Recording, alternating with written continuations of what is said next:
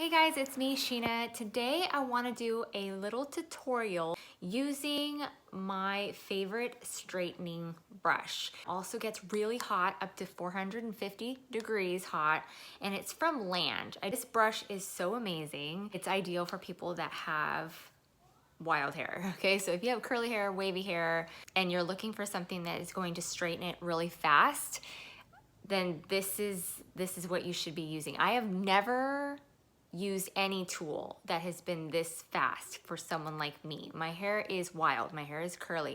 It usually takes me a very long time to style it. I do have a preferred method of styling, which is usually go through, do a nice blowout first, and then I'll go into like curling or something, or I'll just leave it as is, or if I'm gonna use a flat iron, same thing. I usually do a blowout first.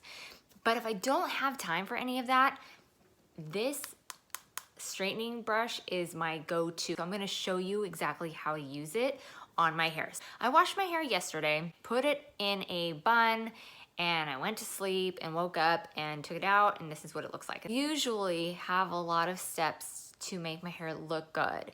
I do not have wash and go hair. I think that's why this tool has been so amazing. Before you get started, you wanna make sure that you use some sort of heat protectant before you do any of this, because I don't think people realize that heat styling can actually be just as damaging as bleaching your hair, any kind of color or chemical service. Use a heat protectant. I'm gonna use a cream-based one, and I just rub it in the palms of my hand. I rub it all over my ends, my hair, everywhere, like this. And then I'm just gonna get a brush and I'm just gonna brush through everything to make sure that it is well coated and distributed.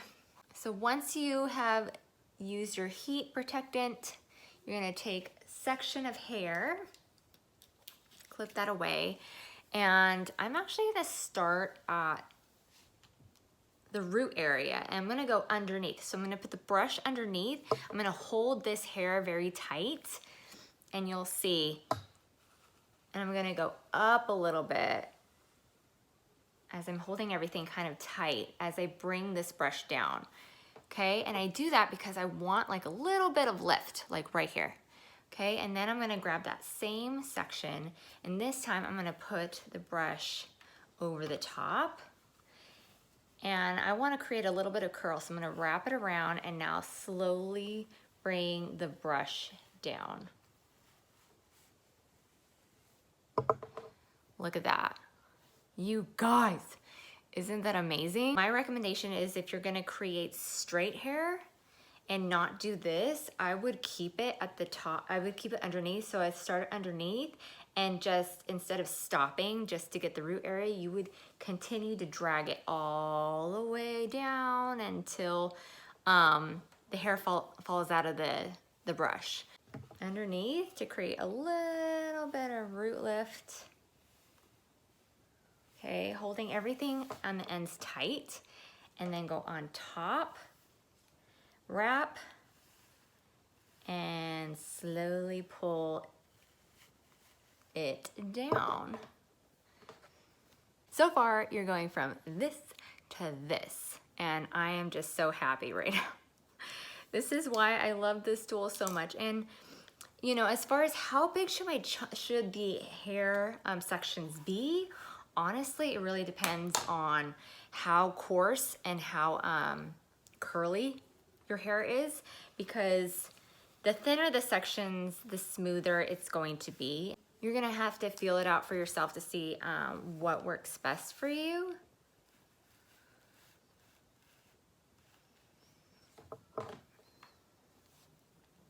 This side and this side, totally different. This was so fast. Usually I only need to take about 3 sections in the front. Again, if you're trying to create straight hair, I would start from underneath and just continue to pull the hair through the brush. Always underneath, hold the hair tight as you pull down the brush. And unlike me, where I stop at the center of the section, I would just continue on until all the hair falls out, and you will get straight hair that way. So here, I'm just gonna wrap it around, find the other end, hold it tight as I drag it through, and there you go. See, you guys, how beautiful that looks. I'm gonna take another large section, and I'll show you what this looks like a little bit if you're gonna go straight. So again, underneath, and hold it tight, drag it all the way through.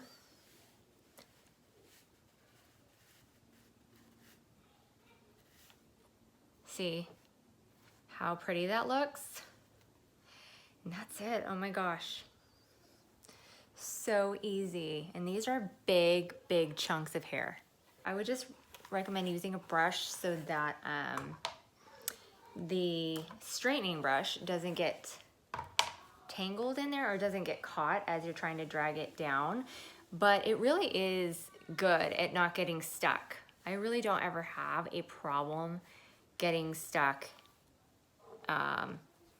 in the brush. So again, I use 350 degrees. I don't typically recommend using higher than that because you will burn your hair, especially if you're not using some sort of heat protectant. Those that have super coarse hair, super coarse and curly hair, you may be able to do a little bit more. So I created just soft waves that kind of look like I did it with a blowout, but I didn't. I did it with a straightening brush. The next day, like usually if I do a blowout and everything and I need to, I always go to bed with my hair in a ponytail.